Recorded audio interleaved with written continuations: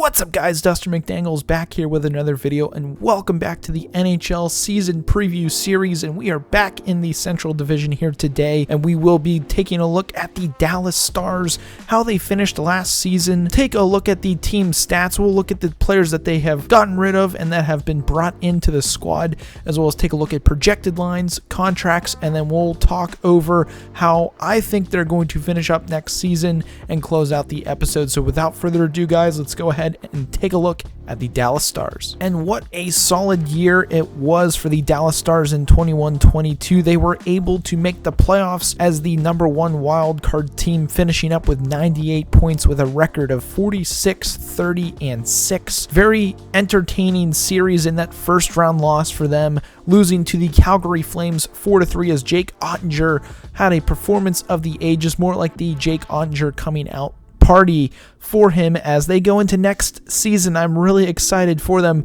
but the team stats last year, looking at it, was goals for 21st in the league, goals against they ranked 13th, their power play was 22.4% with a penalty kill of that 79%, right below that 80 mark. But overall, I thought the team was a surprise last year, and I fully expect them to have a similar feel this year. There was not a point last year except once that they were really below 500. Actually make that twice. October and December, they were both below 500 those months, but starting January, they were well above 500 and pushed really hard to the playoffs, obviously making it in that first wild card spot. Leading point getter was Joe Pavelski, 81 points in 82 games. Jason Robertson, very awesome season, 79 points in 74 games played. I expect another big year out of him. Rupo Hintz, 72 in 80 games.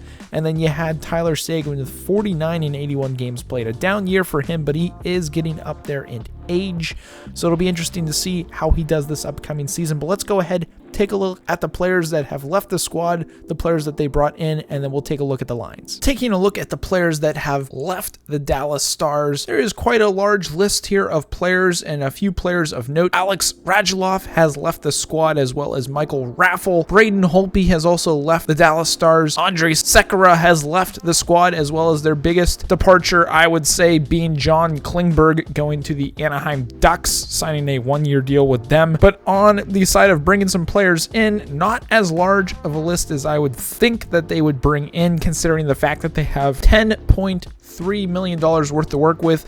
They brought in Mason Merchman as he had a solid year with the Florida Panthers, as well as on the back end they bring in Colin Miller to the squad, which should be an interesting addition to depth on the back end. Now, taking a look at their projected lines here right now, looking at it, they're looking pretty deep. I would say at least 2.5 lines deep of solid players on the forward side of things. Robertson, Hintz, and Pavelski projected on the top line. Then you've got Ben Sagan, Guniarov on the second line. Third line, Merchman, Fasca, and Glendening, which is a solid third line for sure.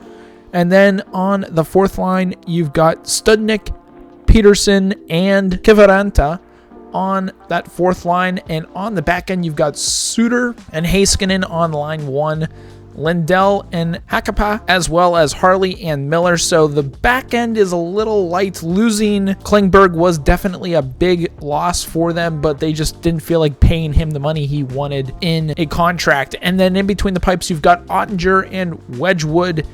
Wedgwood, a competent backup goaltender, but this is the season for Oettinger to come out and show that he is a starting NHL goaltender. As we now move on to the contracts for the Dallas Stars, they have a lot of contracts that are coming up at the end of this season. It will be very interesting to see who they bring back, who they maybe re-up between now and the start of the season, mid-season, things like that. On forward, the big names of note: Joe Pavelski, Rupo Hintz, Denis Guniarov, two of those obviously being restricted free agent deals. And then really, other than that, big time names. You got Studnik there, not too big of a name. Glendening, he will also be up. And then on the back end, they're pretty much all locked up except some depth.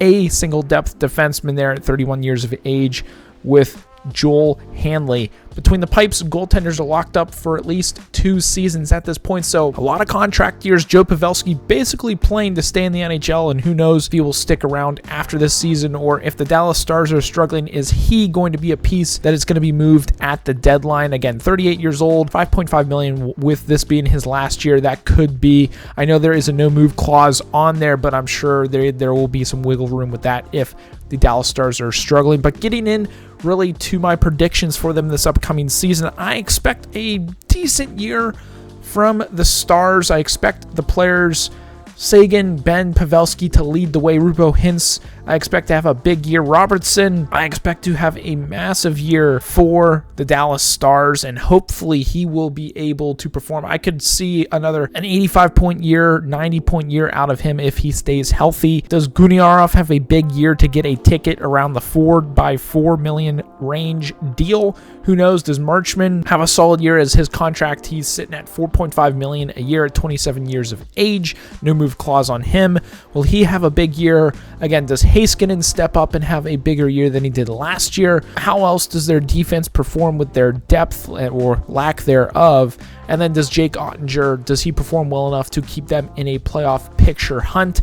If you can see the Stars getting around the same wins they did last year, I don't know if that's going to be possible. I think that they're going to be almost like the Winnipeg Jets of last year. Decent expectations going in, but just unable to really put it together. And hopefully nothing falls apart too much for them. But I think that they will miss the playoffs by a couple of games, be around that 86 to 90 point range, and just not enough to get them into the playoff picture. But let me know what you guys think down below in the comments. I want to hear from the Dallas Stars fans out there.